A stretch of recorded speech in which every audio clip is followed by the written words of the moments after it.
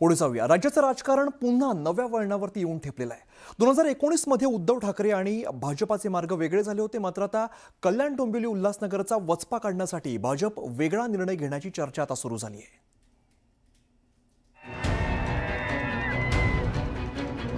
राज्यातल्या महापालिका निवडणुकीतल्या विजयामुळे महायुतीत जल्लोषाचं वातावरण होतं, मात्र कल्याण डोंबिवलीत शिंदेंच्या शिवसेनेने मनसेच्या सोबतीने बहुमत मिळवलं आणि इथेच मिठाचा खडा पडला। शिंदेंच्या शिवसेनेकडून मुंबईत ही महापौर पदाची मागणी केली जात होती, त्यामुळे भाजप केडीएमसी उल्हासनगरचा मुंबईत वचपा काढण्यासाठी जुन्या मित्राला म्हणजे उद्धव ठाकरेंना साथ घालण्याचा पर्याय समोर आलाय। राजकीय घोडेबाजार थांबवण्यासाठी भाजप, ठाकरेंची शिवसेना आणि मनसेचं एकमत झाल्यास हे तीनही पक्ष एकत्रितपणे पर्याय देण्याचीही चर्चा सुरू झाली आहे। जुने मित्र एकत्र येणार का, यावर सध्या जोरदार चर्चा सुरू आहे। हो, जुने मित्र एकत्र येणार, एकत्रच आहे आणि एकत्रच राहणार। जुने मित्र म्हणजे भारतीय जनता पार्टी आणि शिवसेना, आणि भारतीय जनता पार्टी आणि शिवसेना महायुती म्हणून एकत्रच आहेत। जे काही उबाटा गट आहे तो फक्त बाजूला गेला। मुंबईची महापौर निवडणूक नव्या धक्कातंत्राची नांदी ठरू शकते। भाजप आणि ठाकरेंची शिवसेना एकत्र येण्याचे संकेत सुद्धा मिळत आहेत। राज ठाकरे यांच्या पुढाकाराने नवा राजकीय इतिहास लिहिला जाऊ शकतो।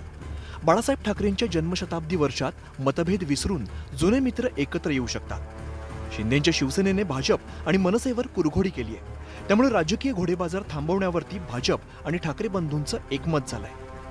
2019ला वेगळे झाल्यापासून काहीच ठोस हाती लागलं नसल्याची भावना ठाकरेंच्या कोर टीमने व्यक्त केली आहे। शरद पवार आणि एकनाथ शिंदे यांना बाजूला सारून जुन्या मित्रांचा नवा अध्याय सुरू होऊ शकतो।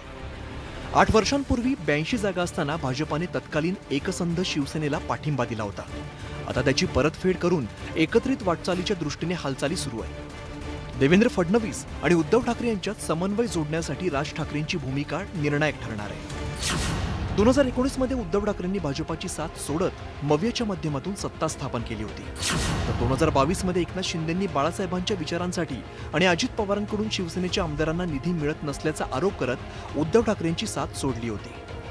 30 जून 2022 रोजी एकनाथ शिंदेंनी मुख्यमंत्री पदाची शपथ घेतली होती, तर 5 डिसेंबर 2024 रोजी महायुती सरकारचा शपथविधी झाला होता। 6 वर्षात अनेक वळणं घेणारं राज्यातलं राजकारण आता जुने मित्र एकत्र येण्याच्या चर्चेने पुन्हा एकदा नव्या वळणावरती उभं राहिलंय। त्यामुळे आता नव्या वळणावरती कोण शपथ घेईल हे आता लवकरच स्पष्ट होईल। संतोष गोरे, न्यूज 18 मराठी, मुंबई।